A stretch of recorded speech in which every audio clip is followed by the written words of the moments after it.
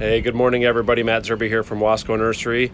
And as you can see, I've got the raincoat back on. I'm not sure what's happening here with our weather, but drought is not one of those things. So it is a rainy Thursday morning, and the forecast for this weekend looks fantastic, so I'm really pleased about that.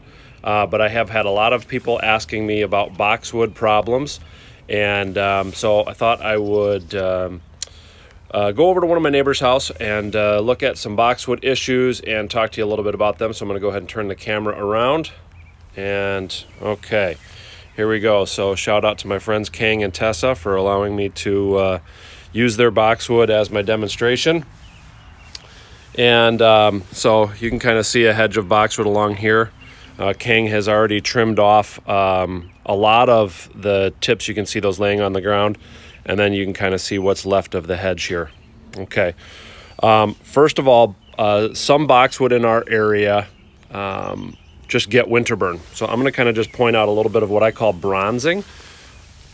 So if you kind of look right in there, that's just a little bit of winter discoloration. If your boxwood have that sort of bronzy color, that's probably okay. Most of the time they just come out of that. You don't even have to trim it off. Occasionally it may go a little further than just winter discoloration, and some tips may die, and that would be just trimmed off. Okay, next I've seen a lot of boxwood that have this sort of gold or straw color just out on the tips, and so kind of pick up some of this here. This is some of last year's late new growth. Oftentimes on boxwood, they don't go dormant early enough, and they have a lot of new growth. So you can kind of imagine this out here on the end somewhere, and it was late season growth, and it didn't harden off all the way before winter came, before the cold weather came. And so on some boxwood I've seen, it's just the outer 3 or 4 inches of the plant that has that gold or straw color, you know, maybe like this over here, but it's just all over the plant, but just the outer 2, 3, 6 inches, something like that. That isn't a problem. That is the late season growth, didn't have a chance to harden off before winter came. Trim it off, fertilize with a 1010 or 1414 fertilizer, and you should be just fine. Now, I'm also seeing a lot of boxwood that look like this. And most of these are dead, unfortunately. So we can kind of look inside here.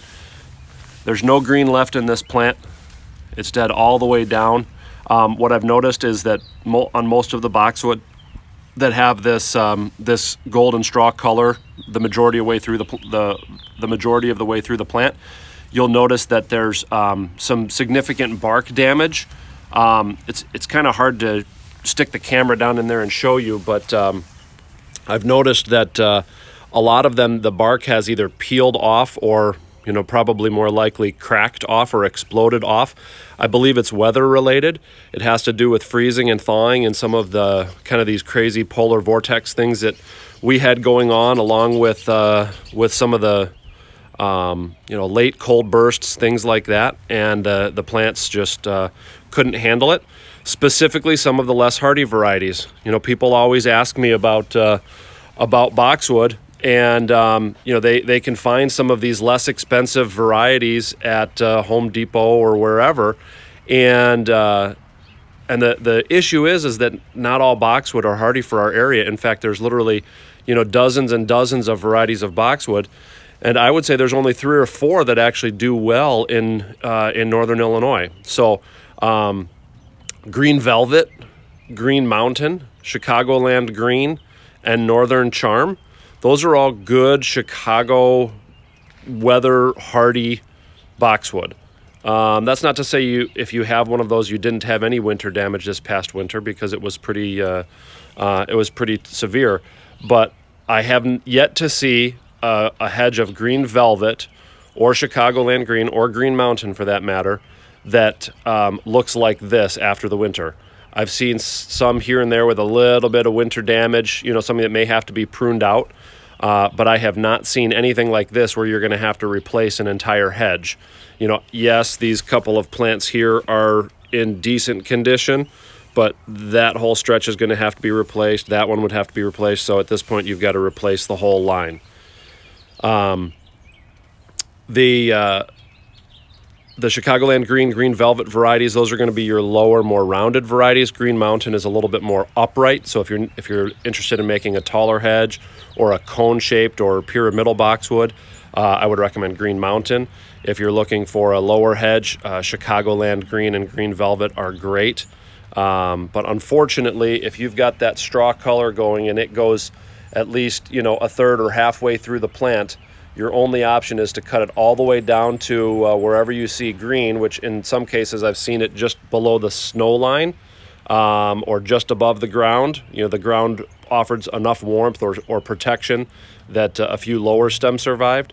So you could cut them all the way back to there, but that kind of defeats the purpose of having a hedge. So as always, if you have any other questions about the boxwood problems that you're experiencing, or you want to send in some photos or post them to our Facebook page, I'd be happy to answer any questions that you might have or comment on your particular situation.